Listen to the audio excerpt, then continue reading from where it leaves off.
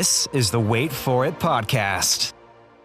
Hey everyone, welcome back to the Wait For It podcast. I am your co-host, Phil Barrera, aka Phil the Filipino. And I'm your other co-host, Mr. Eric Almighty, and we had a hell of a 2025 so far. It's almost over. So while we're looking ahead, we decided to bring back one of the biggest parts of our 2025 in our next guest, somebody who's been a big supporter of the show and allegedly has his own show. We're not really sure, Phil. Well, it just so happens, Eric, that a couple of guests came on his podcast, spiked interest because we are very sought after dinner guests ourselves and business owners, as one might say. So very excited for the 2026 version of Foresight and Predictions, and who better to bring in than the host of The World Is My Burrito, Kory. Kory, super happy to have you here for, again, this edition of the episode. How are you? And I think we had you on like 3 times this year. This is your 3rd different location as far as your backdrop. So I don't know where you're recording tonight, but it's... There is something disturbing about you remembering where I sit each time. They're all very distinct, though. They are, yeah. It'd be different if it was like a different, like, beige wall, but it's not every time. Like slightly turned to the left. Yeah, so I am coming at you from my living room. This is my setup from last night. I recorded with a friend. I'm using bar stools to put all of my equipment on, because I didn't want to move my portable setup last night and upset the dogs. That one of them is very upsettable and anxious. Anyways, I'm great. It's great to be back. A 3rd time this year is very fun, and I think, including all the times that I've been mentioned, that puts me at probably 6. With the Nicholas Casparo episode and a couple of other things.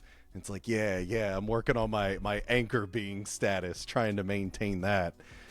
So that is what I'm, for starters. It's my main thing, 2026, remain anchor being status. You and Ivan are battling it out, man. We really need to put like a pin wall, where with Kory in the middle and Ivan in the middle, and see how many people we've met through that person. So it's between you and Ivan. It is really close. We should get both of them on Oh, What Did I Miss, Eric, and see who knows who.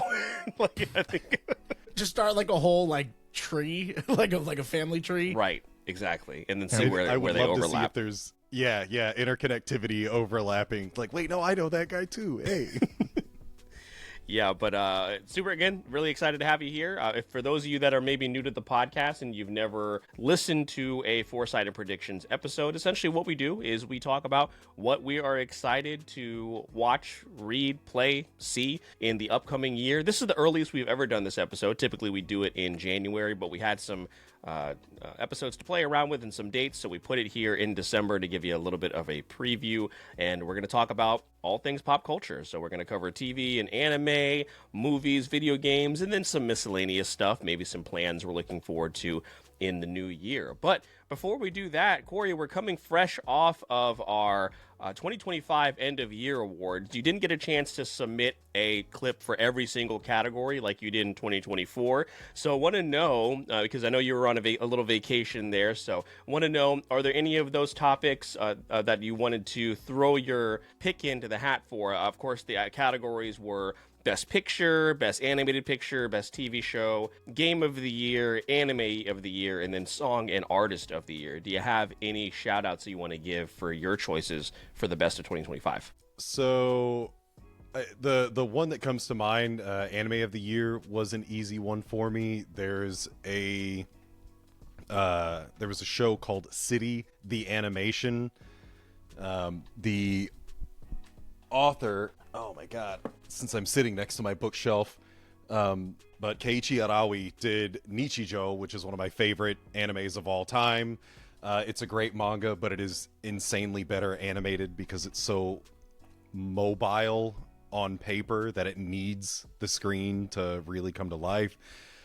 So when I saw the preview for that, I got really hype. It released and it was instantly just amazing. It's crazy, the studio that works on that, what they do with digital animation, because I feel like a lot of studios are kind of either lazy or just very cut and paste in the way they still treat digital animation the same way that they always treated like cell animation.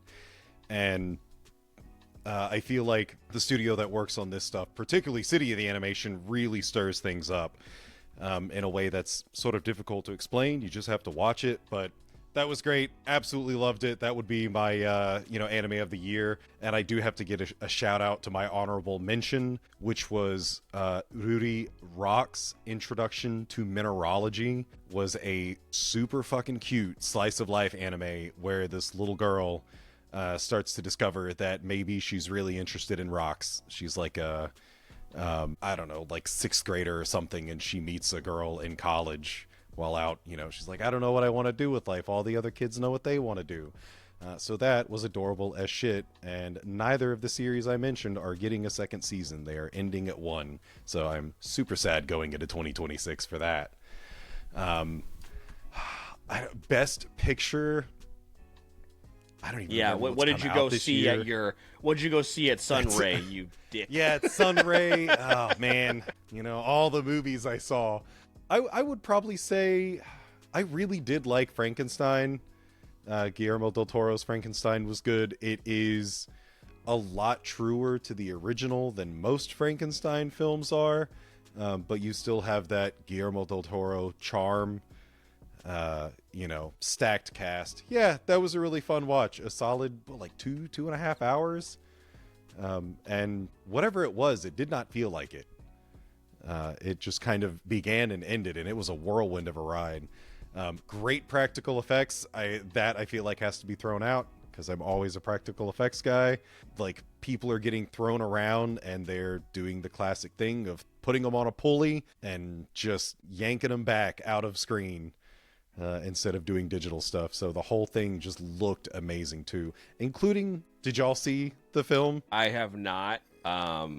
You know how I am with bone breaking stuff, so Philin told me not to watch it. That's unfortunate. I wanted to check it out, but I heard a lot of mixed stuff, and I just feel like anytime I've watched a Guillermo del Toro movie, I don't always vibe with it. So I'm already cautious going into it. Yeah, it's I guess it depends on it really depends on if you like his style, because it's not quite like The Shape of Water, but you can feel the Guillermo del Toro in it. But there is a ship in it, the ship that is sailing the Arctic, and that is a real ship. And in the part of the movie where Frankenstein rocks it by himself, he is actually doing that because they have it sitting on a pivot point. It was made to do that, so it is just super cool to see the practical effects. So yeah, I would say, if only by virtue of it being entirely practical effects, story aside, that is still my favorite movie of the year. Yeah, City of the Animation I saw on multiple top 10 anime lists for sure. So definitely glad to hear that it was worthy of that praise. Ruri Rock's another, just like the Sanda pick, Eric, from the other day, another anime I had never heard of. Yeah, that's the beauty of it, is there's just something for everybody. Like I said, with the Santa anime, what do you mean there's a Santa Claus anime? What do you mean there's an anime about a high schooler that discovers she likes rocks? What are you talking? Not Bochi the Rock. This is Ruri Rocks. This is something different. So, yeah, but solid choices there. Again, heard good things about Frankenstein. I think my sister enjoyed it as well.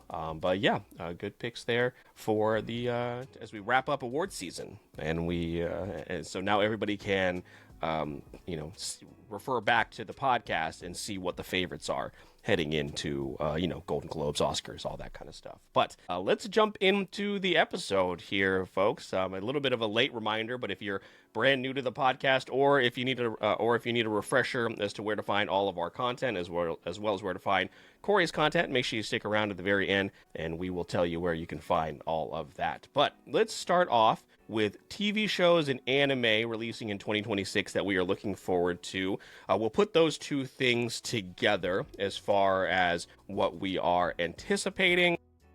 And we kind of had this conversation before we started. TV is an interesting medium because there are shows that we have already kind of established that we're already fans of. They're oh, is this returning in 2026? Last year, it was Severance, and couple Peacemaker season 2, so shows that were returning, and then there were shows that kind of like came out of nowhere that we weren't really sure about. The Studio, of course, with Apple TV, like I was very excited about that. The Pit, which we'll be covering in January as far as 2026 goes, but it's hard to find newer TV shows, which is why the shows that like I have written down, I'll go ahead and get us started, is going to be returning in January is Shrinking season 3, Apple TV. Season 2 of Shrinking destroyed me every single episode. It's one of the best shows on TV. They're winning awards for a reason. Harrison Ford is outstanding on it. Jason Segel is one of my favorite actors. The cast all around has just been knocking it out of the park. So I'm very excited to see that season 3 of Shrinking will be coming out very, very soon. Eric, I know as far as the Apple TV shows, you got the Studio in your queue. There are some other shows that like I do go to bat for. I do believe Shrinking has been on that list of to do. So with season 3 on the horizon, do you see yourself binging it at some point in 2026? I mean, that's the goal. I think the thing about TV in particular, and maybe anime you can even kind of throw in there, this whole category, is that there are a lot of recurring seasons that like make this a good time to catch up. And that's why we ended up doing why we're going to end up doing The Pit for January. And I can't wait to get your opinion on it, and then to start season 2 pretty much in the same month that episode releases. It gives us that opportunity. Will I do it? I'm hopeful. But it's just, again, there's so many that fall under that umbrella. I gotta pick and choose, and some are gonna get left on the curb. Yeah, what about you, Kory? What Apple TV, if any, have you dove into, and do you know anything about Shrinking as far as Jason Segel and Harrison Ford's project, as well as Brett Goldstein, who is from Ted Lasso? He is also involved in this project as well. So there is only one series on Apple that I have ever seen, and I know what it is. Look, yeah, it is so easy to guess. So I haven't seen like Ted Lasso, Shrinking.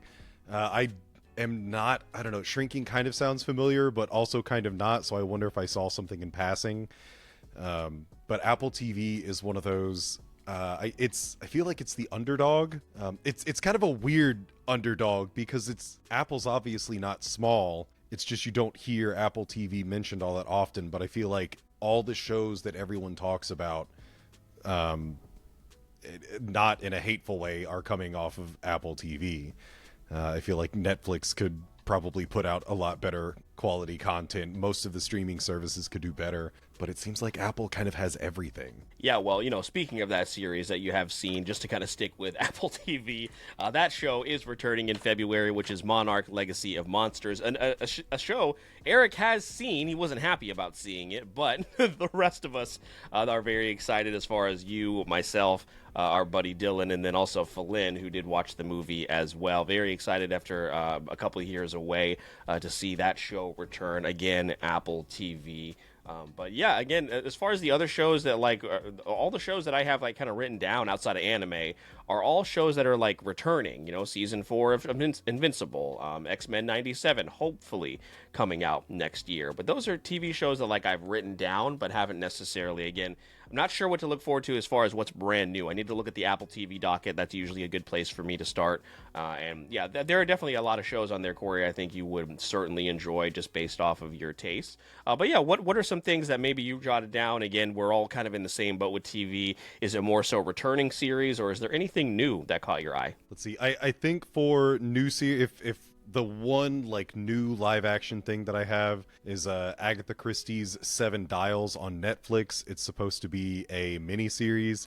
I grew up watching we'd go to the library and rent VHSs of Agatha Christie stories and Sherlock Holmes. So those sit in a very special place for me. So to see that that's coming out is really interesting. And I think because it's a mini series and not a film or a full series is promising. Kind of feel like the world needs more miniseries instead of things that are just getting either smushed together too much as a movie or way over expounded as a full-on series. But that would be probably the only thing that is live action new. Anime, JoJo's Bizarre Adventure Steel Ball Run. Very excited about that. It's one of those keeping an eye on Twitter and every other social media outlet for the announcements on that. So I'm excited to see what the next part holds. Yeah, the thing with Netflix is like, I mean, obviously they pump out so much content, but you know, an Agatha Christie short series would sounds great. Looking at the stills from the show right now, so yeah, you know, definitely need more content to pay to make it worth the amount that I'm paying for when it comes to Netflix. So that would certainly be nice there. But Eric, you know, Kory kind of set you up for you know, a nice segue there as far as you know, some choices that you may have. Of course, if you want to throw some anime picks in here as well. But did you find anything new that maybe caught your eye, or again, is it more so returning series, if any? Outside of the pit, like we already kind of mentioned. Yeah, so I mean, the posters, as of this episode releasing, the posters recently just came out for Spider-Man Noir, which is heavily rumored to be in 2026. If that happens, I mean, listen, Wink. listen, I, when it comes to especially that property, I am not holding my breath. However, I am excited. I mean, Nicolas Cage, come on now. You got to be excited about that. Something I am somewhat excited for, but only because of the character specifically, is Star Wars Maul Shadowlord, which is going to be a series about Darth Maul. Darth Maul's cool as shit, but what do you think it's probably going to be, right? Like, I didn't watch Rebels. I didn't watch Clone Wars. We talked about this the other day. Like, I feel very left out of Star Wars because I never took that turn into those series, and I just don't have the desire, willpower, and or time to do it. So I'm going to enjoy that one from afar. I hope it turns out really good. But those are probably the biggest ones. Phil, we talked about things that we could get into now to bring us, current with some big pop culture stuff. Blade Runner 2099. We have not watched the first Blade Runner or 2049. Both of those are late to the party contenders. This show, rumored for 2026. Do we do it? Do we actually watch it? Do we like it? Do we then watch the show? That's a question for sure.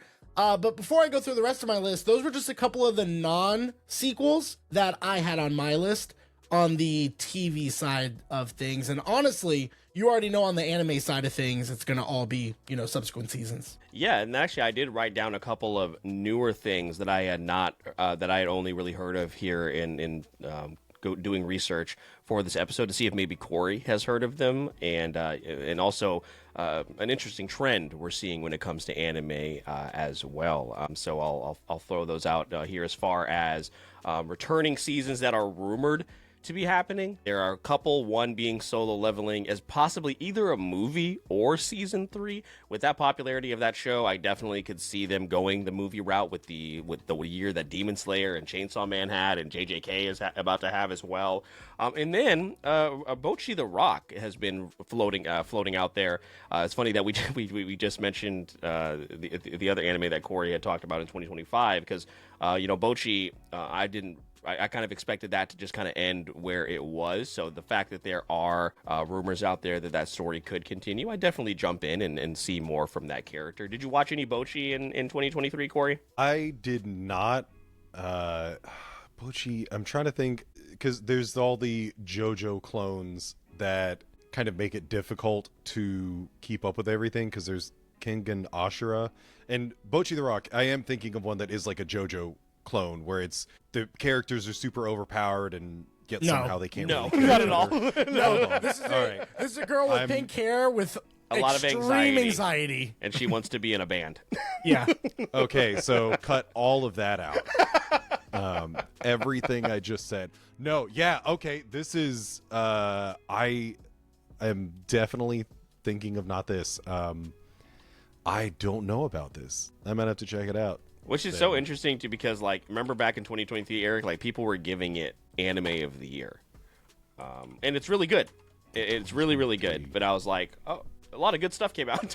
This is the best anime of the year. I don't know about that, but it was still really great fun. Slice of life though. Great slice of life show. I really enjoyed it. It was a good time. But yeah, no, I don't know about Anime of the Year. I'm glad it's getting a second season though. Yeah, for sure. Well, Eric, what are some of those before I go over mine and again ask you guys some questions? What are some of the anime that you have pegged, and is there anything new on that list? What is going to be this year's breakout hit? If you've maybe identified that or tried to. Yeah, so it's hard to tell what's actually going to come out this next year in anime that's going to really make a splash. as a original anime or a first season anime. A lot of these are going to be sequel anime seasons. So Freiren is coming back. It's a show I've been wanting to jump into because everybody adores that show. So season 2 is returning. You mentioned Jujutsu Kaisen, season 3 likely happening with the Culling Game movie that's currently going to be going out in theaters. So I think that's going to be a great time. Black Clover is making its return after a very long hiatus. And Hell's Paradise season 2 is also making its way into the scene. I think all of those are going to be very, very hype. What I'm curious about is this Ghost in the Shell, I guess, remake. I'm not really sure. It's the studio behind Dandadan that's doing it. I have not gotten into that series. I know it's, again, if you're a big anime fan, big anime head back then when anime wasn't cool, you probably know about this and you're yelling at me, through your screen. But as far as I'm concerned, would I be interested in seeing that? Possibly. It piqued my interest. So those were the things in my research that really stood out to me that are very likely, if not close to likely, where everything else I could talk about is like, I feel like we might be talking about it on the next Foresight episode when everything's said and done. Yeah, what's your read on that Ghost in the Shell project, Kory? You know anything about that? I do not. It doesn't look like I'd forgotten that it had been announced because all they did was release the art. So yeah, I don't know. I will watch it. I'm pretty sure I've seen everything that is Ghost in the Shell at this point. Because there's the 2 films, Standalone Complex, and there was the 3D series.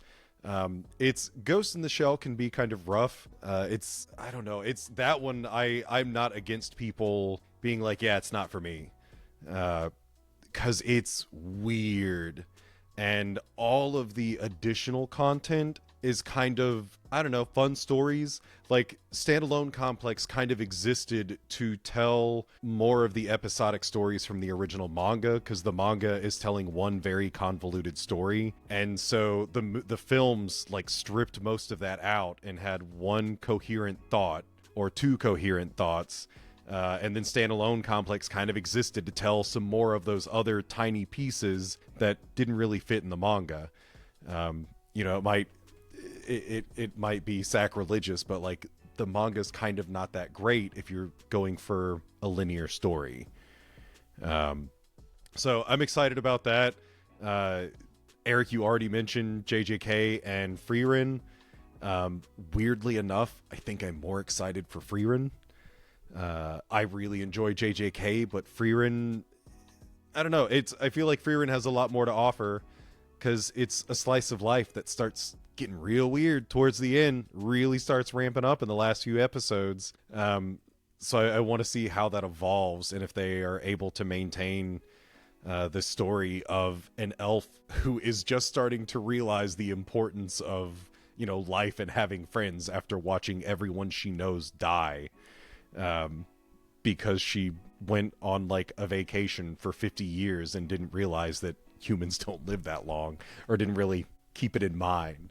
So, like you guys have highlighted here, a couple returning series that people are going to be very, very excited for. I was seeing a trend here before we transition into film and gaming that I want to talk to you guys about, and I'll throw it out to whoever wants to answer it first, because of course, with the popularity of solo leveling, which is excellent. There were 2 manhwa that were on a couple of different lists that I came across. The first one is called, I want to make sure I pronounce it correctly, Elexid. It is a manhwa star. The name, or the main character is Jiwoo, a kind-hearted high schooler who discovers he has super speed and teams up with a powerful, grumpy ability user named Kaden, who is trapped inside the body of a cat. An anime adaptation has been officially announced for 2026, and it is on a bunch of people's lists as far as something they're looking forward to, along with another manhwa called Omniscience Reader's Viewpoint.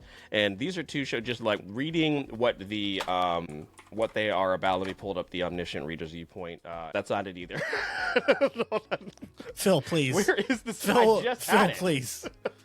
I just had the synopsis. Well, anyway, these are two manhwa again that came up on a couple of different lists that people are very, very excited for that should release in 2026. Is this has this always been the norm as far as manhwa getting some very like highly anticipated anime? I know a lot of them are webtoons and then get turned into anime. So like, what is this going to be a trend because of what happened with Solo Leveling, or am I just like late to the party? Yeah, I mean, as far as I'm concerned, I mean, this has been kind of moving in this direction for a while. Like, I remember when Tower of God came out and was like really, really heavily advertised on Crunchyroll, and then Solo Leveling was kind of the next big one that I noticed on my end.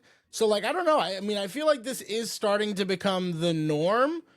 Kory, is that what you've seen on your end? Have you been keeping up with this at all? Only kind of, but we are talking about manhwa, and they are being animated by Japanese studios. So we're seeing a process of something that is getting popular, something from Korea getting popular in Japan, enough to the point that Japan is like, okay, well, we should capitalize on this.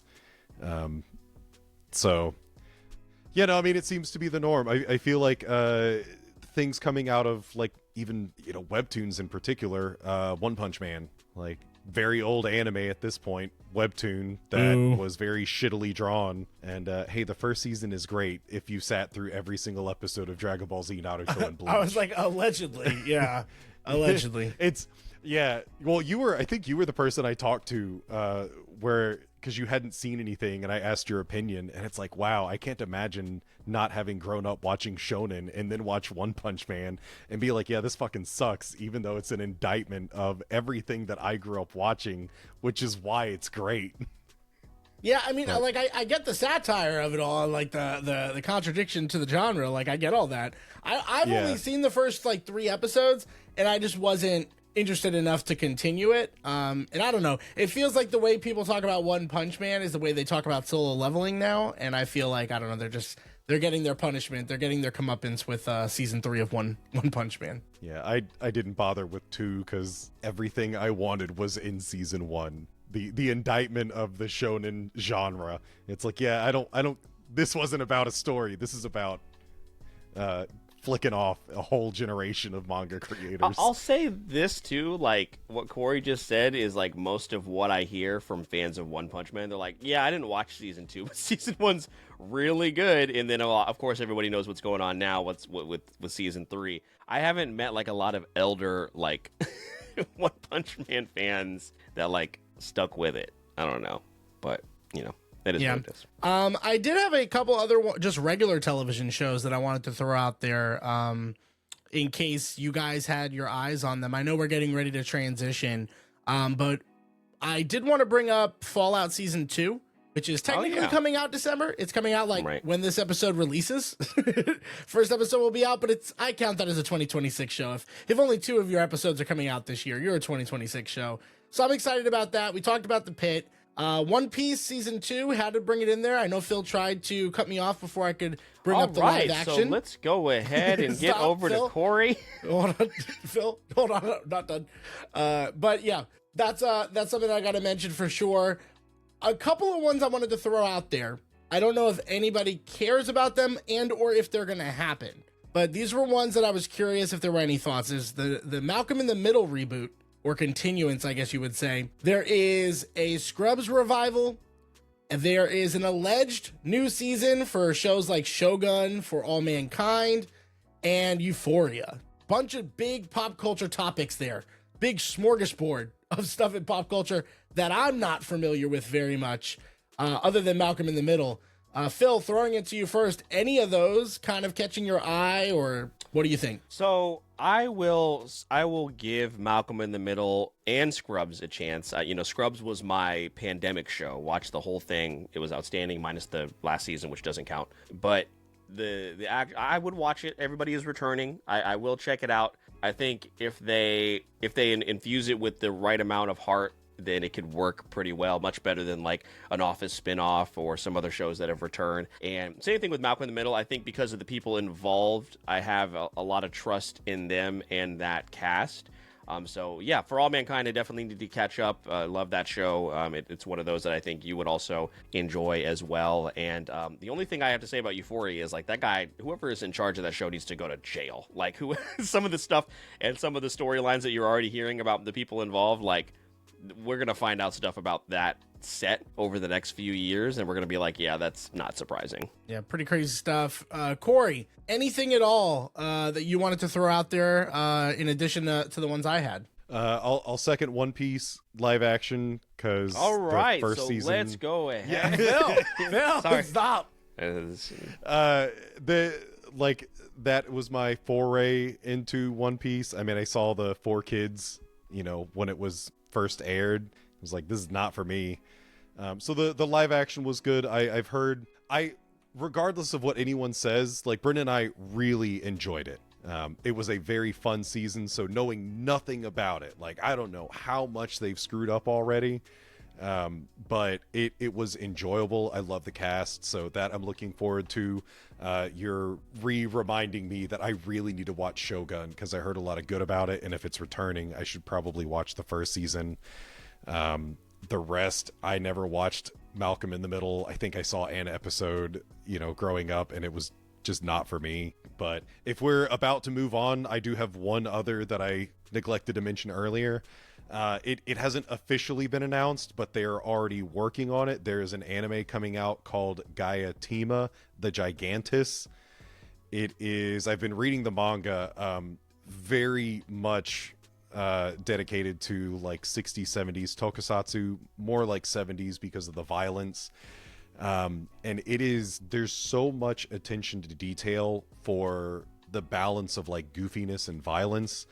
But Gaia-Tima, the main creature, has these like 6 or 7 dots in its throat, and there's no explanation for it. There's no attention ever drawn to it in the manga, but it is the like breathing or sight holes for what would be the suit actor if it were live action. So there's something about it that is done very fun in a way where like there's a level of seriousness, but also this level of fun where like, yeah, you could just be watching or reading a, Ultraman series from the perspective of people who are living in this fictional universe.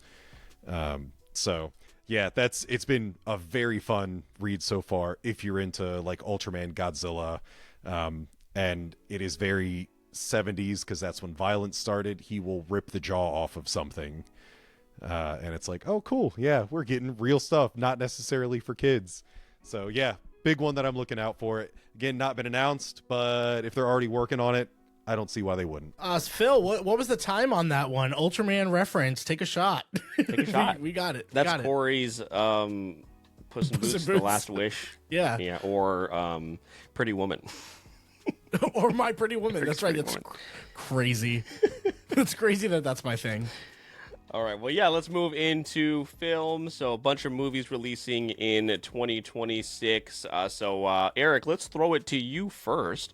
What are some that you have circled? 2026 is shaping up to be a pretty crazy year. Even if some of these movies get moved into like 2027, there is still like a huge list of films, and I have a feeling of where you're going to start off with when it comes to 2026 films. Yeah, I'm going to take a couple of them. I'm not going to take all of them. I know there's a couple big ones that I know you predominantly want to talk about, so let me just make sure that I highlight those on my end, so I don't take your take your shine, steal your thunder. For me, I'm going to talk about obviously some of the stuff in superhero world and big pop culture movies that we've watched and we've expressed on the podcast. Some of those films are like Spider-Man Brand New Day and Supergirl. I think those are two of the bigger, superhero movies that isn't Avengers Doomsday. So those are obviously all ones that we're all going to be looking forward to. On the flip side, though, big films that I'm excited about. One for sure probably coming out. The other one maybe is the Odyssey and Dune Messiah. Obviously part 3 to the Dune series.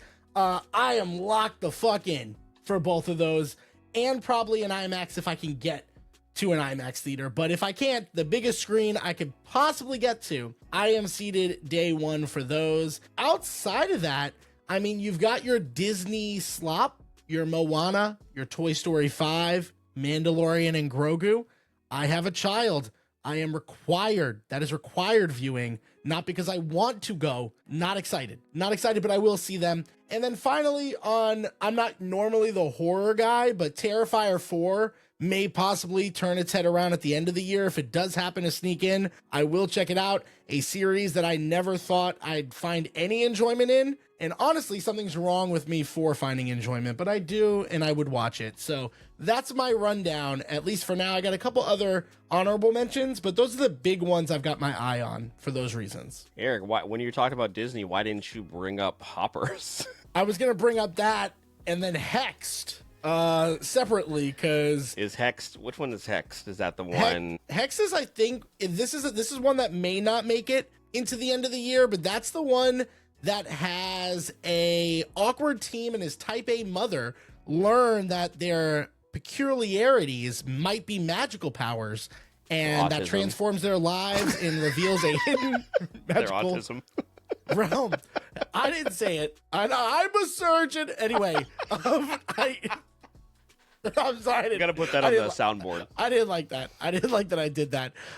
Anyway, yeah, that's those are the ones I didn't bring them up because those are my honorable mentions too. I don't know, like I want to support them. Hoppers I'll definitely probably check out, although again, premise wise, it doesn't grip me a lot. They even make fun of the fact that it's just basically Avatar, which you'd think I'd love that, right? But again, here we are. And then Hexed may or may not come out. So when it comes to the Disney originals, it's just hard to make those like the forefront of my attention, especially after what happened with Elio last year and the disappointment from me there. Yeah. Kory, what do you think about any of those that Eric pointed out? And then also if you want to throw in some that you have highlighted and circled for 2026. So the Odyssey is definitely on my list. I feel like that's a story that it can be done justice on screen. Just will it? But I feel like this is the time. I feel really bad I didn't get to see the Dune sequel in theaters, which kind of killed a lot of my steam for wanting to watch it because it's such a theatrical experience. So I still haven't seen Dune 2, but I am looking forward to Dune Messiah. And so I have some superheroes of sorts. I'm looking forward to Masters of the Universe because I love like how dumb the He-Man franchise can be and yet how fun it is. I feel like everything I've seen or read that is He-Man is very cognizant of how just lame it is, and they managed to work that into something that's so cool. Like when they made the new animated series a couple of years back, episode 1, Prince Adam has a full-on Sailor Scout transformation into He-Man. And I was like, I'm sold. I'm into this. They know what they're doing. Mortal Kombat 2, I know that was very divisive when it released. I really enjoyed the first one. Not a huge fan of the audience insert character, but overall I liked what they were doing, so I'm very excited to see what happens. We get Carl Urban. Like, come on. That guy, I don't think he's ever been bad in anything. And then, I don't know if I mentioned it, but Supergirl. I'm excited to see what Gunn does. Probably not going to be their opening weekend. But that would be the films that I have kind of along the lines of what Eric mentioned. Yeah, to pick up on Supergirl, I'm super excited. I'm very excited for the DCEU to continue. I was somebody who did not expect to enjoy Superman as much as I did. I saw it twice, which again I did not see happening. So very excited to see that movie come out and the continuation of the DCEU. The Masters in the Universe movie, it's like, man, this cast looks great. Alison Brie, Camila Mendes, Idris Elba, Kristen Wiig. Jared Leto is Skeletor. It almost has you into like, how does he keep getting cast, man? Like, what is? He can't keep getting away with it. Getting away with this. It just doesn't make any sense. But I'm also there with you, Kory, with the Mortal Kombat movie. I enjoyed it. Again, didn't care for Cole or whatever his name was. Don't care what happens to him going forward, but very excited. And we'll see the new movie when it does come out. The movies that I have circled here, Eric, a couple of them that are associated with books that I read. Once in a while, I read a book, or more so listen to an audiobook, which I did with both of these. The first one that's going to be coming out Is early this going to be in a the take year. a shot for Hunger Games? Oh, in a second, yes. In a second. The first one is going to be Project Hail Mary, which was outstanding. It's actually one of those books that upon finishing it, and then of course my algorithm adjusting properly, everybody recommends you listen to the audiobook because the narrator is so good. I did go back and get some confirmation because I was like, man, I feel like this character is a little bit older, but did get confirmation that he is younger. So I was like, I had some reservations about Ryan Gosling, but upon getting a better understanding of the source materials, like, yeah, he's probably going to kill it. In the trailer does show way too much, but it's got me very excited now that I have finished the book. And then, of course, as Kory spoiled, the Hunger Games Sunrise on the Reaping, listened and read through that back and forth. I'll probably listen to it again before the movie comes out because there's just so much, and obviously in the film they're gonna leave out. But whatever they were on when it came to the casting, whoever the casting director is for this film, I'm going to give them their flowers right now because it is outstanding. There's actually an actor from Jacksonville, a local actor, that made their way into the movie. They won a contest, so that's really, really cool. So really excited to support that film. It's one of my favorite franchises, and yeah, it's going to be outstanding. It's not a new release, but it is interesting that a month before Doomsday, they are re-releasing Endgame in theaters, and it's gonna contain a brand new end credit scene that will set up Doomsday directly. So, will I go see it? Yeah, because I'm a shill. I'm a sheep. These fucking bastards, man. And I'm telling you. I'm gonna sit there. Honestly, if they put Infinity War and Endgame in theaters, I would go watch it right now. I would go watch both of them and spend my entire day at the theater. And then, of course, the other movie that I marked down, Devil Wears Prada 2. Eric finally watched that movie in 2025. It's one of my favorite films ever. Just love those characters. Really interested to see what they do with all of them returning. But yeah, we will see what happens. The good thing about Dune, Kory, is that if Messiah does come out in 2026, they will release Dune 1 and 2 probably in theaters. They've been re-releasing a lot of movies, so I think you'll have a chance to see it. That's what I'm really, even if it's just like watch all three in a day, I would Dune do Day that. 2, Eric. Dude, it's Dune one of the Day. only movies I've actively told people, like, yeah, we're going to get a day together and we're going to watch both of these films in the same day. Like, while the film's in theater, watching the first one, then going to go see it, like, it's crazy times. I know Eric doesn't care about this, Kory, but do you have any interest in seeing Scary Movie 6? Some of the main characters are returning, and I'm a sucker for like a goofy comedy, and I think if they can do it right, with Anna Faris and Regina, oh my gosh, what's her last name? They're both returning, and like I said, I like goofy comedies. So I will be honest with you. The first time I ever saw Scary Movie was the last night of October. Of this year? October 30th. Yes. Which one did you watch? The first one. Oh, no, that's the worst one. I'd never seen... No, I actually really liked it. Oh, okay. Because it was That's not the worst one, as dumb as I thought it was going to be. Mm-hmm. Obviously, very popular film as a kid, and I knew a lot of people who liked it, but I was like, yeah, I don't care about the comedy. And honestly, I probably would have hated it and never come back if I'd have watched it as a kid. But yeah, I'm very interested in watching the rest of them. Well, I think I have a local friend who hasn't seen all of them, so we might actually plan movie night. So I might actually see the new one in theaters. Yeah, if you have a night where you watch all the scary movies and not all the Dunes, I'm going to be a little pissed. Do Scary Movie first. I'm going to be a little mad. The thing with Scary Listen, Movie... Scary Movie is made to be watched on a 13-inch CRT TV. Yeah, everybody huddled around one small screen. That's true, yeah. Yeah, with Scary Movie, I think because of how good the Naked Gun movie reboot was in 2025, it gives me hope that this could be good and they get the humor right. Obviously, it's going to come down to that. Another big release in 2026 is going to be the Super Mario Galaxy movie, the Mario movie. Like, I'm not the biggest fan of that IP and that character, but I definitely will see that. Animation's good, and voice acting's good, so definitely will go and see that. Yeah, probably I'm going to skip The Mandalorian and Grogu, but yeah, some definitely big name films that are going to be dropping. What's our read on Doomsday? Like, is it going to be good? Is it going to be a mess? Like, what are we thinking? RDJ is playing a dude dressed as another dude.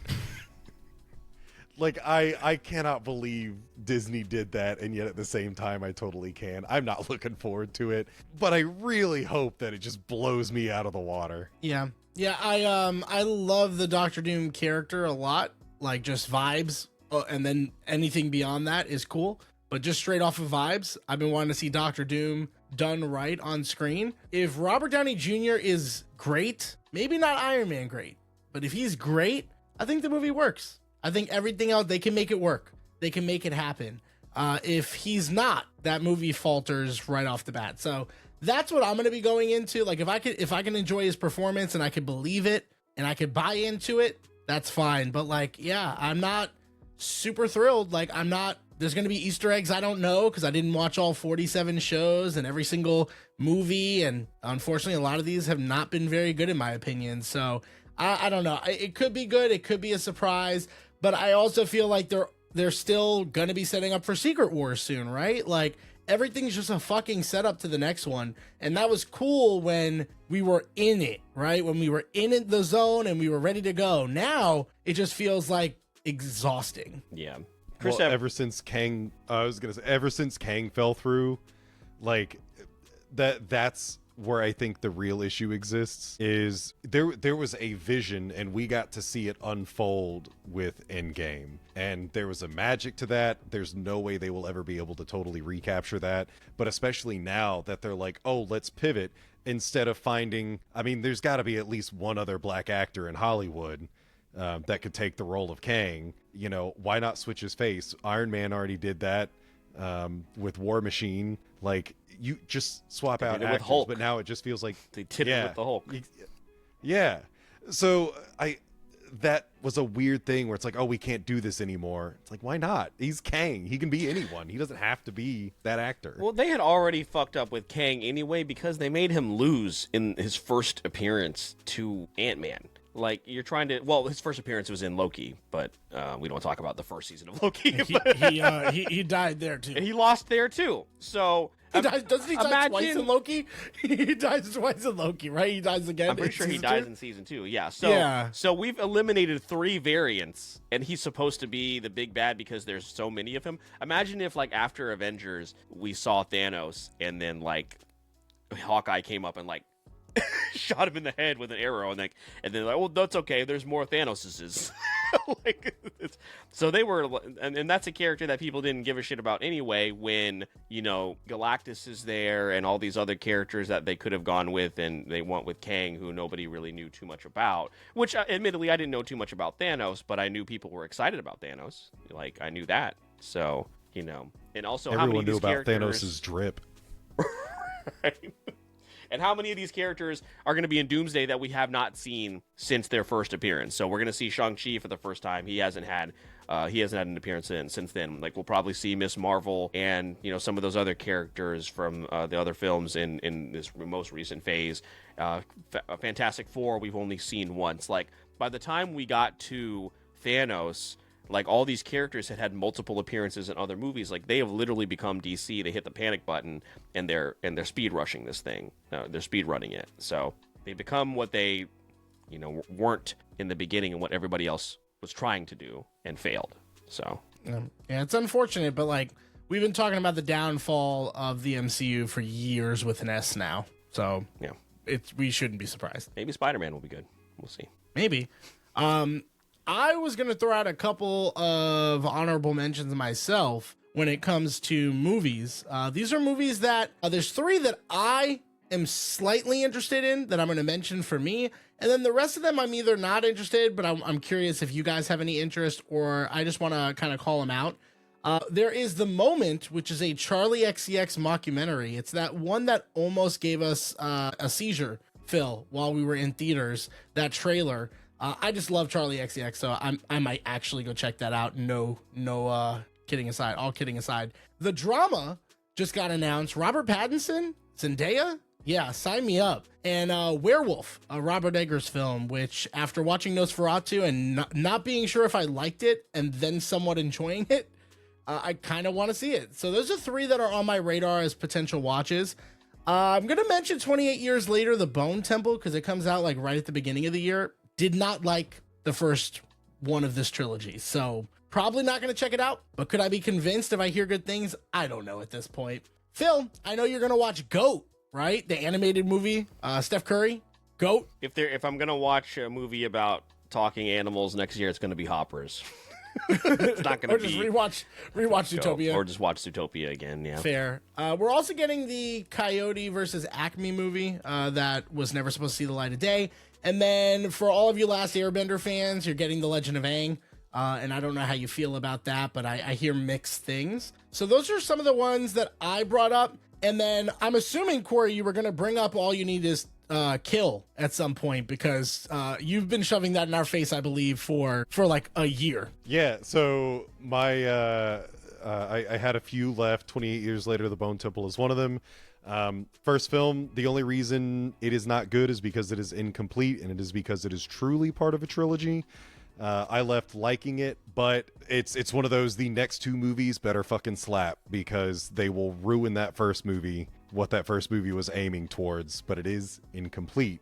All You Need Is Kill, absolutely. I'm hype about that. This would be a great time to do like a full series coverage on it, because you know, and that would be one that, you know, maybe you guys might find your way onto The World Is My Burrito again in 2026. You know, because I know that's something you want to cover. And the last serious one, and I'm surprised this hasn't magically worked its way up earlier, but Godzilla Minus Zero is a very big one that I'm excited about. I am pretty sure I said any time it came up that I do not think they were going to make a sequel. The director said he would be down with it, but I'm like, no, this is going to be like Shin Godzilla. It's a one-off.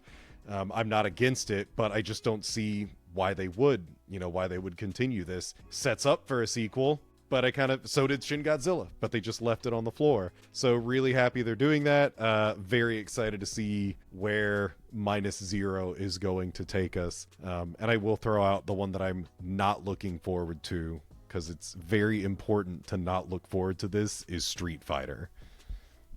We've already had the best Street Fighter movie. But this one what could do you be mean? good. Our boy Cody Rhodes is in it, and Roman Reigns. And... yeah. And that one guy that hosts a podcast. Who? I don't know. Is there a podcaster in it? I think so. Is Joe Rogan in the Street Fighter? He might be. Dude, he could be Sagat. He could. Roman Reigns. Oh, Jason Momoa. Yeah, I forgot Jason Momoa got cast in this too. Eric Andre. Oh, Andrew Schultz, that fuck. Yeah, That's who you're Andrew talking Schultz. about. There we go. Yeah. 50 Cent. So, yeah. Oh, 50 Cent, let me guess, is he like Balrog? He is Balrog. Oh no, that's just too easy. Yeah. Who do they have playing Chun-Li? That's Chun-Li is an actress named Kalina Liang. Not I think that's the only one that people I remember being somewhat happy about. Yeah, not familiar with her, but yeah. Kyle Mooney. Okay, that's interesting. And then the only other thing, I guess the last one I will bring up is I'm not really a fan of biopics, but I think I will probably see the Michael Jackson one. They're not really necessarily my thing, but like a Michael Jackson biopic might be too much for me to pass up. I don't care if it's a fluff piece. I want to hear the music on a big screen, and I'll probably go see it. But yeah, any other things that you guys want to mention? Any other films that you want to point out here that you may be looking forward to before we transition into gaming? Anything else? No, I'm ready to go. All right, yeah, well, let's look ahead to 2026 when it comes to gaming. I anticipate, Eric, that 2026 is going to be similar to 2025 in that a game will pop up, whatever the newest quote-unquote friend slop game is. Like, what's the next Schedule 1 going to be? What's the next peak? What are these games going to be in 2026 that come out of nowhere from these small developers? That's what I'm very excited for. So it's a little bit harder to kind of like pick and choose which games are going to be, at the top of like our playlist when it's all said and done at the end of the year. We'll throw it to Kory first. We'll start with you. I know you kind of like are very intentional with your gaming and what what time you have as far as either sitting down and playing something. So is there anything that you've circled in 2026 that you're looking forward to that maybe you came across? So I am really at the top of the list, and this would be a great time to bring it up. Claude, which you have streamed. Because I had not heard of it until y'all streamed it. I don't remember. I didn't get to see the stream, so I don't recall if you made a review or anything. But that was, or I'm pretty sure this is the one that you streamed. It's on Steam. I was like, did Phil? Is this? It's a dinosaur game. So I was about maybe to ask. I'm mistaken. Because 2026, Claude, and then another dinosaur Claude. game called Tempest Triad. So there's. Are you thinking about when I stream Dinoblade? Because Dinoblade comes out Not- next year, and that's one of mine. Well, then let me go add Dinoblade, because that doesn't sound familiar at all. Dinoblade is like I've literally kind of just like gone through and Souls-like added all the dinosaur Dino game. games. There's a demo for this, Phil. You got to check this out. But this is going to be an interesting. I think the biggest things that I'm looking forward to. I mentioned before the start that like 2025 really released everything that I cared about. That's like close to me, Ghost of Yote, Final Fantasy Tactics for the Switch, Doom: The Dark Ages. Like, this was a really solid year, and I have not played anything from 2025 and 2025, even though some of them I do own. But I think 2026 will be kind of weird. It will be a year to play things that I did not play growing up. I'm looking forward to Fable. I've heard a lot of great about Fable, so that's, they're remaking it. Cool. It's easier to access now. I'll be able to play that. And then Prince of Persia: Sands of Time, I only barely played. Someone I knew owned it. But I think that would be a great remake. Yeah, it'll be interesting to see, and we'll have a discussion about some games that may or may not come out in 2026. I'll kind of lump them all together. Fable was one of them. I'll throw out a couple of games that I'm looking forward to. First, I'll start with games that don't necessarily have release dates that are in my wish list. One of them is Kingmakers. Eric, it's a game that I drafted last year for our Fantasy Critic League. We'll see if it comes out in 2026. Looks really, really cool. Haunted Paws is a co-op game where you play as two dogs going through a haunted house. What more could you possibly want? I put it in the group chat there. There is a game when you sent me, or when I looked up Claude, it reminded me of this game here as far as the aesthetic because of the art here. But it's a dinosaur game called, and Kory, I'm not sure, how would I pronounce this? Do you see it there in the group chat? Put it in Discord. This is Kyoryu. Okay, and this is have you seen anything about this one? Is it supposed to be released for 2026? It just says to be announced as far as a release date. So it's something I see a lot. That I've been following for a while, Same. and they kind of keep re-releasing the same footage every time, Right. and they've gotten bigger backers. Yeah. And it's like, okay, and this is something we've had to get used to, right, Eric, with PC gaming, is like we get a hold of these projects and a lot of them are stuck in this, we just need a little bit more backing, hell, you know what I mean? Like, it's just a vicious cycle, so that might be one of those games. There is, that may or may not come up. I know Eric is really looking forward to Anime Shop Simulator. That's one he's definitely going to circle, and that I will may or may not buy for him whenever it releases. But as far as gaming, again, I think it's going to be a year where it's like, oh, I want to try that out, oh, I heard that is good. And then it's going to be a lot of will they, won't they, as far as releases. The games that I have circled that I do think will come out in 2026, the Pokemon Pokopia game, which is going to be on the Switch 2. It's kind of like a Animal Crossing style Pokemon game. Will I get a Switch 2 in March? Probably not, but it's something I'm interested in. The 007 First Light game looks interesting. So from the people that made the Hitman series, I really like the mechanics in that. It's pretty easy to jump into and mix it with 007. I think that's good. And it's something that has been leaked many, many times. We know it's coming. We just don't know when it's going to happen.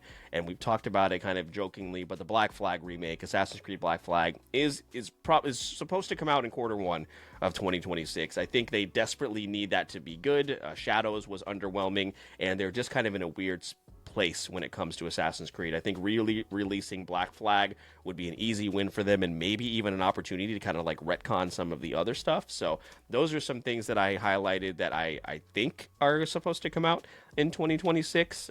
But yeah, Eric, any of those interest you that I mentioned there? Yeah, well, you both brought up, I guess, Ubisoft remakes in Sands of Time for Prince of Persia and then Black Flag for Assassin's Creed. Both of those would be interesting replaythroughs if they're done well. We're getting into a lot of reboot and remake territories here when it comes to gaming. Not something I always love to see, but when it's done well, I mean, you can't complain. And then 007 First Light is probably the one out of all those that stood out the most to me as a potential game. I never really played the Hitman games, but Phil, you've talked about the fact that I should.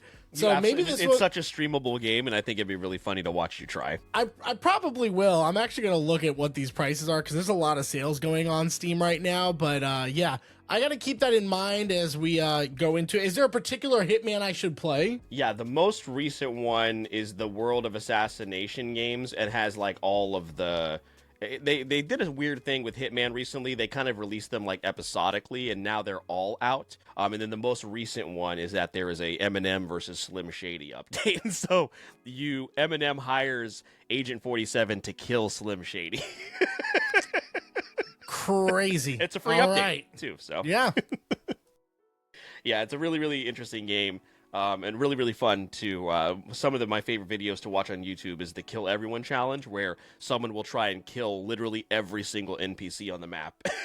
And it's quite entertaining. I'd like to see you attempt that. But yeah, Eric, what do you have any games that you've circled that you have found through some research that you're looking forward to in 2026? Before, again, I want to lump a few games together and whether or not we think they'll actually release in 2026, especially that big one. Yeah, I think we know, right? It's the elephant in the room we haven't talked about yet. It's the K-pop demon hunters of this episode. It's the derpy of the room just sitting there.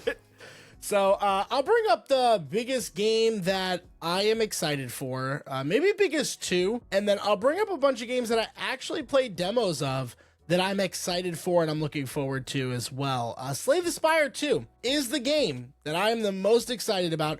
I played Slay the Spire for the first time. Me and Phil both did. For a Patreon specific episode back in April. Yeah, one of my favorite games of all time. It is cemented. Like, I love that game. Cannot wait to play the second one. In the same vein, a lot of people love Vampire Survivors. Well, Vampire Crawlers is going to be coming out, and this is going to be a little bit different. I think they're really trying to capitalize on the actual, like, Balatro style. And then also Slay the Spire when it comes to like deck builder with roguelike elements. Could it work? Yeah, I think it could. And I'm kind of excited to see what that actually looks like. As far as other games that I've played the demos of that I'm looking forward to, getting a couple of the roguelikes out of the way. Recoin is a coin pusher roguelike. A lot of fun. Really enjoy that. Shroom and Gloom is going to be one of my highest anticipated games that is not Slay the Spire 2. Another roguelike game that I just think aesthetically has so much appeal. But then we go into some other genres like a CRPG called Esoteric Ebb, which I think is really fun. A lot of dungeon and dragon elements to the storytelling there. And I think that was really kind of surprising when I played it that I vibed with it so much. It's a game I got my eye on. Reanimal, the creators of the first two Little Nightmares, are going to finally be releasing that game. That's not always been my cup of tea, but playing the demo, I see the appeal. And finally, Dead as Disco is probably the one that I had the most fun with and that I'm looking forward to as a game that isn't normally something I would play, that I'm really excited for. And when you play like games like Sifu, but add music and some more intensity to it in that element, I mean, it's really a formula that has to work. And it does, based off of what I saw in the demo. So those are the games that I am looking forward to the most, that we could probably expect next year, outside of some of the big ones we're about to get into soon. Yeah, Dead as Disco, what I would hope that they add, again, it's just a demo. What I hope that they add is, like, of course, it'd be a little bit more difficult. The demo's pretty easy to get through, and really, it's about just kind of, like, showcasing the mechanics of the game. You can also import your own songs into the game, which is really, really cool. Figuring out the BPM, however, is another question. But I really enjoyed my time with that demo. It looks a lot of fun. Shroom and Gloom is also something I have on my wish list as well, Eric, and I definitely want to check out that demo eventually. But yeah, very excited for that. I do want to point out one cozy game, because I very much enjoy those. There is a game hopefully comes out in 2026 called Nivalis, which is essentially Cyberpunk, but it is a cozy game. So you essentially build yourself a life within a cyberpunk world, and it's just supposed to be a fun, relaxing time. But aesthetically, it looks great. It's got that a cyberpunk feel, and it looks really, really good. Kory, any of those games that Eric mentioned, have you either heard of or were also interested in? So the one I think of all of that, the only thing that I've heard of and am interested in is Reanimal, because I learned of both Reanimal and another game that did release this year called Zoocosis at the same time. And I can't remember if Reanimal was supposed to be a 2025 release or not, but I remember Zoocosis getting released. It's not really had the best of reviews. It doesn't sound like they're fixing everything either. But Reanimal, I did not realize it was the same studio for Little Nightmares, so I am much more excited for that now. Because I played 1 and 2, I really like. If you want to talk about vibes, like those games are great. They are artistic and horrific all at once. So I'm very excited for Reanimal. Yeah, definitely. I've seen that pop up on my algorithm as well. And then the very last game I'll point out here is a game called Mixtape. Aesthetically, it looks awesome. It's an upcoming narrative adventure game, and it is tonally and visually inspired by the 1980s like coming of age films. Looks really, really cool. Really neat aesthetic. I'll send that to you guys here once we're done. But yeah, let's get to the the big elephant, and then also some other elephants in the room. Which of these games, if any, do you think are actually going to release in 2026? I've compiled a list. I put together a team, Nick Fury, and I on this team I've assembled Fable, The Elder Scrolls 6, Marvel's Wolverine, Half-Life 3. There's been some rumblings about that being debuted here at the Video Game Awards in a couple of weeks. And then the last one is a indie dev called Rockstar, and they are releasing a game called Grand Theft Auto 6. I believe that people are expecting to release it. I think it was supposed to come out this year, or early next year. Now it's set for a November release. Eric, I'll throw it to you first, and I'm going to put you on the spot here and do a ranking of these games. Top, the most likely to release, bottom, least likely to release, and I'll throw those out to you. What do you think? God. We have 5. Oh, we got 5 games here. It's tough. Here's what I'll tell you. I would say for sure, if we're gonna get these games, it's probably Marvel's Wolverine. I think we are gonna get that game. I think that game has been done. The leak stuff. I think the leak fucked it up. Yeah. So I think that now that it's coming, I think it's going to come. So I would say. Just say coming so much. Hey. You come and then you came and then we're gone. And anyway, Marvel's Wolverine, I would probably have to put it 1 for now. Half-Life 3 is picking up a ton of steam for a game I haven't seen anything about. I think I might have to put there were like 2. rumors it was going to shadow drop a couple weeks ago, and I was like, I got to play 1 and 2. Yeah, with the Steam console coming out, I just feel like something like that could be warranted. So maybe that's 2, which again, this list isn't going well already because I'm just avoiding GTA 6, which is the one game that probably should be at number 1. Out of all these games, we probably have the most from that, which isn't saying a lot, but I'm going to put GTA 6 at 3. I can't really put it further down than that. And then I would say Elder Scrolls 6 and then Fable. I don't know what a Fable game even looks like, honestly, where at least Elder Scrolls 6, they could definitely throw whatever they want at us and we'll eat that shit up. I don't know what a Fable game that would interest people really would look like. So yeah, that would be my order. And I'm not happy with it, by the way. Yeah, Kory, what do you think? What's your ranking? Is it similar? So the ranking was supposed to be how likely it's going to release. The top, you think it is going to release. The bottom, least likely. Yeah, so I would say my top would be Elder Scrolls 6 because it doesn't fucking matter how buggy it is. They'll be like, yeah, sure, whatever. People are going to buy it. We'll fix it eventually. So I think that'll release.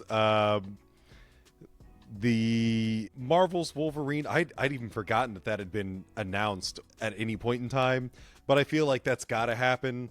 At this point, they've got enough, and kind of another negative thing, but they've got enough bland games out there for Marvel stuff that it's like, yeah, sure, it doesn't matter if it's great, they can just release it. I have hope for Fable. I have more hope for Fable. That'll be my third. And then I will put GTA 6 at 4th because it's the whole thing. Again, it was supposed to be end of this year, beginning of next year originally. something like that, like either quarter 4 2025, quarter 1 2026, and it just keeps moving, for better or worse. I feel like that's going to end up being a 2027. And lastly, they've been talking about Half-Life 3 since like the day after 2 released, I'm sure. Yeah, I feel like that's never going to happen. And if it does, it would probably be a shadow drop. They just won't even tell anyone. Just open up Steam one day and it's going to be like, oh yeah, here's Half-Life 3, by the way. It's recommended for you. We're not announcing it's going to be on that front page. On your recommended. Yeah, I'll just be on that front page of Steam. Everyone will freak the fuck out. Like, what is happening? Yeah, my list isn't too different from yours, Eric. I think I would put Marvel's Wolverine at the top. I'll put... God... And honestly, I could see all the remainder of the 4 being either not releasing or being pushed into 2020. I think I feel the best about Marvel's Wolverine, but I could see them pushing GTA 6 into 2027 to have it closer to the PlayStation 6 launch, which might be like 2028. That's what they did with GTA 5, remember? 360, and then the new consoles came out. So I could see them easily pushing that into 2027. Fuck it. We're new to this, so let's put Half-Life 3 at number 2. I'll put Half-Life 3 at 2. I'm going to definitely put Elder Scrolls 6 at the bottom. I'm doing this list weird. But yeah, we'll do Marvel. We'll do Marvel's Wolverine, Half-Life 3. I'll put Fable there, GTA 6, because I think they're going to push it in 2027. And I don't think Elder Scrolls 6 is even close to being done. I don't think we're going to see... People think we maybe see a trailer at the Game Awards. I don't think we will, and even if we do, it'll be like a 30-second snippet, and it'll just say coming soon. Like, that's all it's gonna say for those games. I don't feel good about any of them other than Marvel's Wolverine. No, I agree with that, but listen, man, we got that Oblivion remake out of fucking nowhere too. Like, and they rehauled that pretty heavily. So I don't know. It's just something about it. For Fable, I just don't see how that can be anything but the bottom. Is Peter at this point, Fuckface still involved in Fable, or did he move on? See, that's not a good start. that's not what you want to hear in a listing of rankings. If you're talking about Peter Fuckface, that's not good. Also, you really should consider a name change.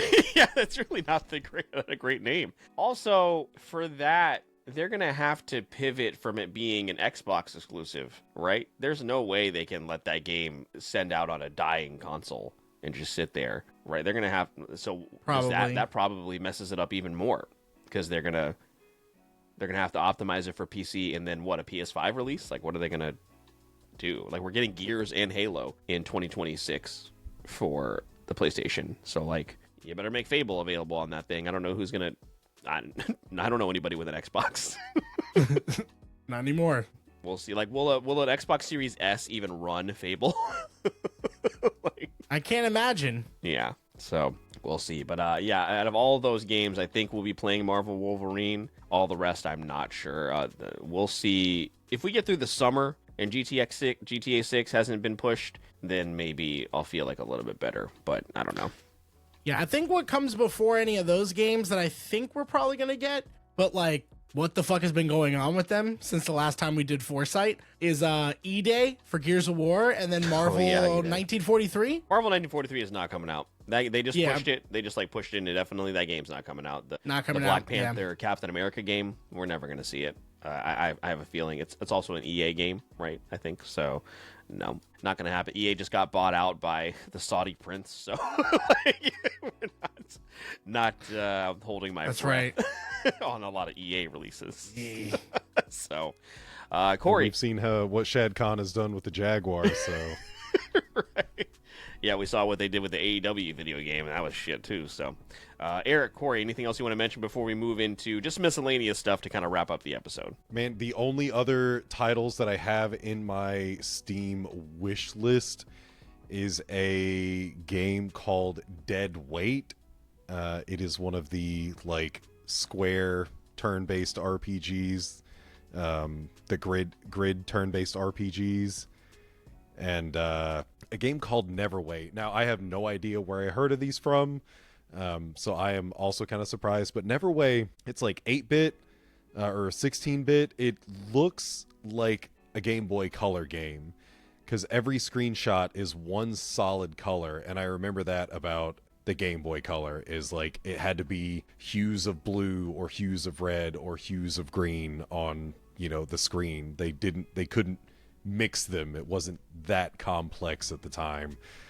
So those are the only other things on my wish list. So yeah, we'll see if I end up snagging them when they release. I actually have one more that does have a release date of March 12th. It's a game called Replaced. I'm going to put it in the Discord chat here for you guys. It's a 2.5D platformer, and it is it aesthetically looks really, really cool. This again is another game that has come across my my algorithm.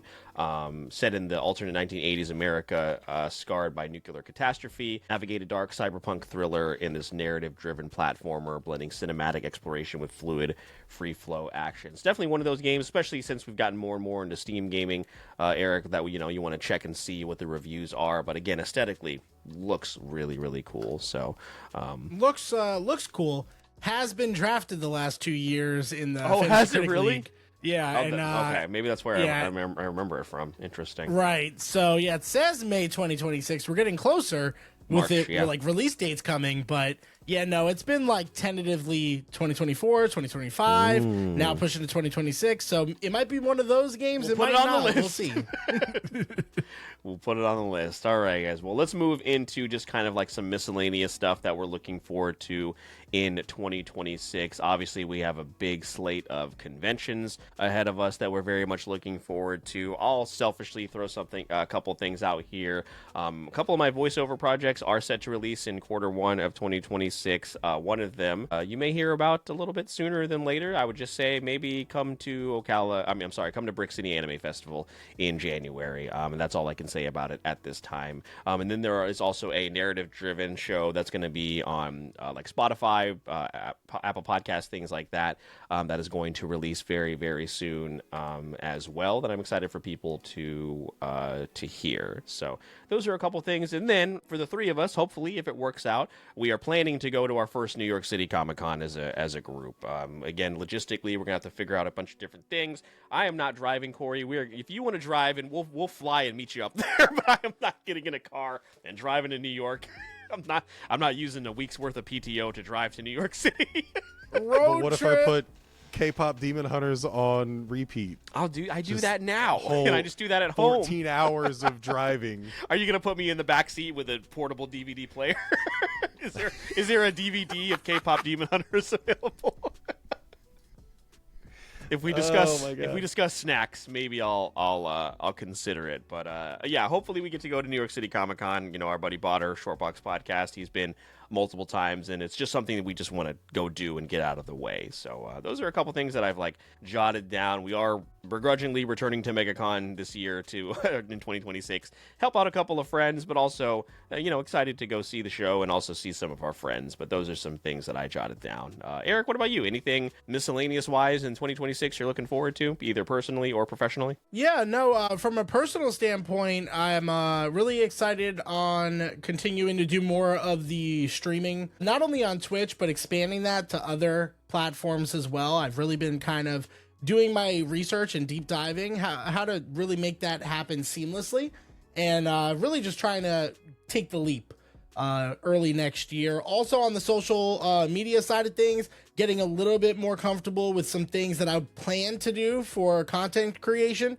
This year has been one hell of a year, so really trying to hit the ground running going into 2026, and I'd appreciate you guys, again, in any way supporting me there. But as far as on a like pop culture level or just things going on next year, we talked a lot about the growth of movie theaters, from the kind of investment in new IMAX theaters and things like Cinemark, which is a theater we typically go to, doing things like Screen X. And whether you like that experience or not, I think the fact that theaters are investing more into that cinematic experience is just a good thing. And it looks like 2026 will be at least the start of big things to come. So I'm excited to see what that looks like in execution and I'm very hopeful that it will be positive. So that's probably one of the biggest things I'm looking forward to, just off the top of my head. Yeah, well, Netflix is trying to ensure that you don't go to the movies anymore. You just watch everything at home. So we'll see what happens when it comes to movie theaters. Very, very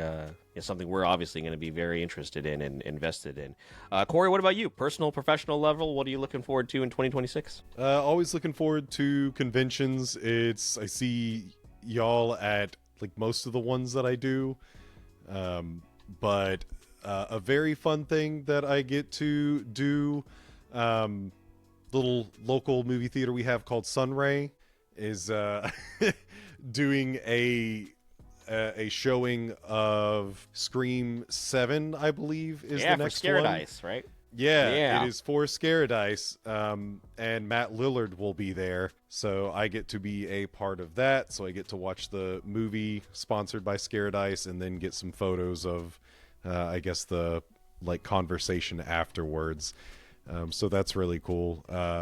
Yeah, more podcasting stuff. I will probably start upgrading audio equipment in 2026 because I'm actually really surprised that we have not had an issue tonight, because the last few times I've recorded, something has happened, and like all year long, most of my solution has been to unplug my mic from port 1 to port 2, or unplug it from port 2 and put it over into port 1, because I've had weird issues. So I'm getting real tired of doing that, and probably improve the actual mics. The SM58s are unkillable, but not the best audio quality. Yeah, other than that, God, the big thing that sits on my mind is having to do housework next year. We have some home renovation plans, so that's definitely more personal, not professional, but making the house prettier for other people. Yeah, fun stuff. That's it. Two things there.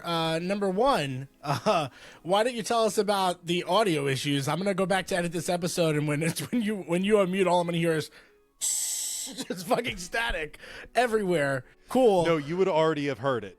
Oh, okay. Because like last night I recorded and I was having an issue where I unplugged. Literally, I was plugged into input 2, just unplugged it, put it into 1. No more issues. And I think last week I was recording and I had to unplug it. But again, all year long, like guesting on other people's podcasts, there will be an issue where it's like, oh, hey, there's like a sound coming from your mic, and it's not interference with something. It's just a weird sound that is emitting from my box, like from the connection. And the solution is always unplug it from whatever port it's in and put it in the other one. So it's not even a singular port. It's the box that's causing the problem. But it was given to me by Vigo, who you guys got to meet earlier this year. He gave it to me like, I think 2 years ago. And so it's cool. It was free, but it was also, he got rid of it because it was a dirt cheap box anyways. Yeah. But it has done its job, and I think it's about time to upgrade, and then use that as an excuse to upgrade a mic as well. Yeah, no, that's totally fair. The second thing, I didn't hear you say you're gonna shave that thing off your face. So like, when is that? When is that on the good old agenda? You see, Eric, when you become a man. I know. I've been a man. It's right here. It's mine. You have facial hair. I have a beard. Stop saying that. Stop saying that. I don't know what that means. Not the same. And that's why you don't get it. You just don't get it. Yeah, you don't get it, Eric. All my care stuff say beard care. It doesn't say facial hair care. It says beard care. Yeah, you should return that. That means you're paying too much. That's not for you. Yeah, if you'll notice, it's not working. You don't have a beard. What do you mean? What do you mean? Well, I guess I will throw that out there as far as like some podcasting stuff too, Eric, is like, we do, Eric and I want to make some steps as far as the presentation of the show. So we're going to look into seeing if we can make that happen with the space that that is available to us. So will it happen in 2026? Maybe, but definitely something we have on the docket as far as would like to do. But whether or not it's, possible with the space we have, yet to be seen. But, we're certainly going to try. So very excited for that. And then also, Yeah, again, like all the shows that we typically do, we will be back. Of course, the first one being Brick City Anime Festival. Then, of course, we're looking to possibly add another show in 2026. Some very exciting new opportunities that we'll talk about pretty soon. But yeah, well, you did just drop one of, what was the one that was it the gaming one? There was one that it was the last episode that you did for that section this year. The game room where it happens. Oh yeah, we took that out to pasture, double pumped it in the back of the head, and sent it on its way. But yeah, we are throwing around the idea of a possible new bonus episode, because What Did I Miss is going to slide into that 4th spot now. And we'll see if again the reboot van comes to fruition that Eric really liked the name of. Yeah, I like the name.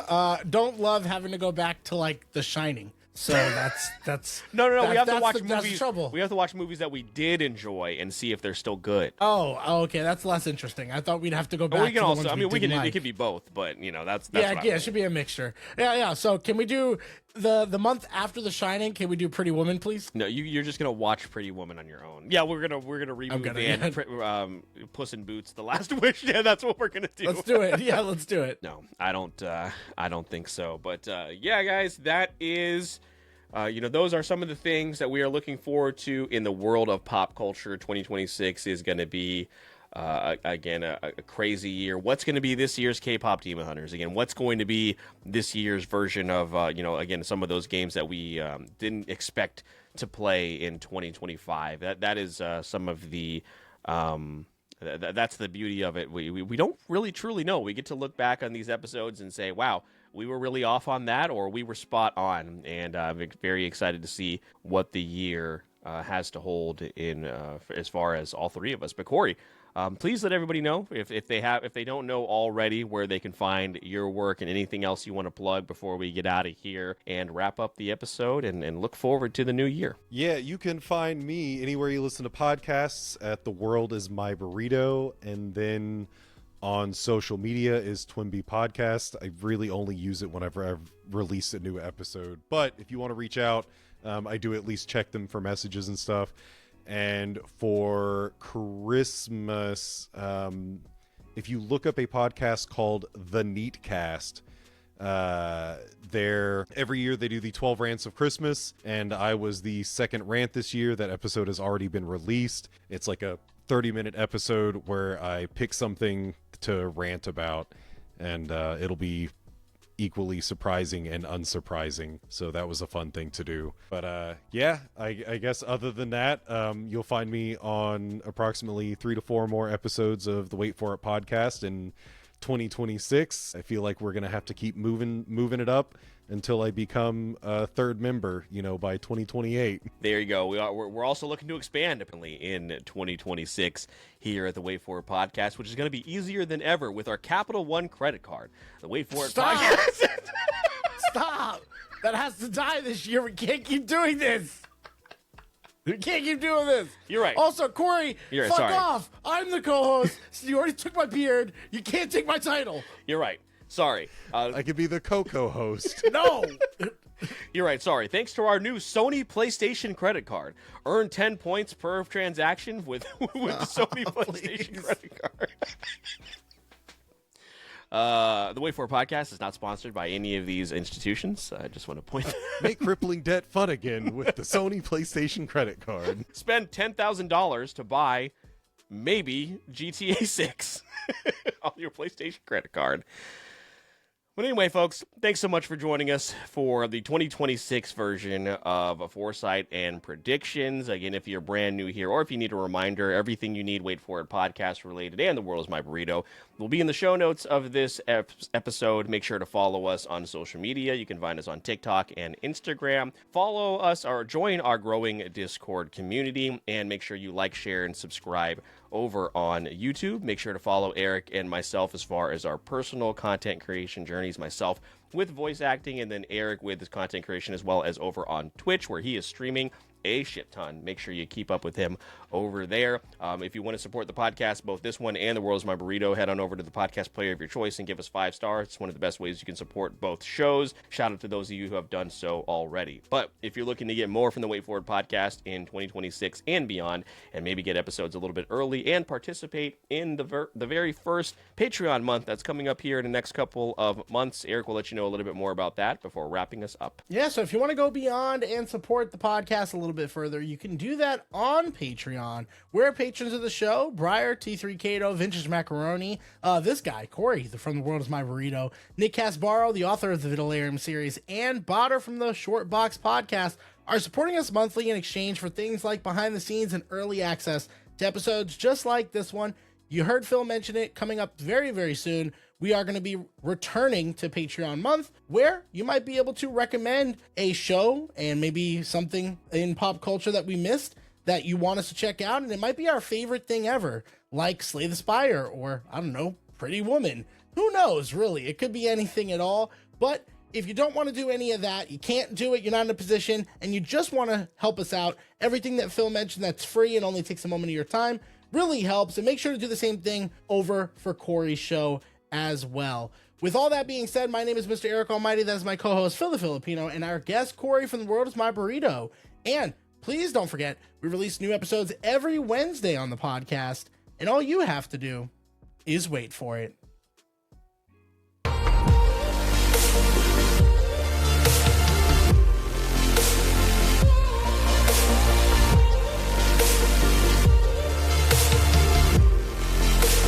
This is the Wait For It podcast.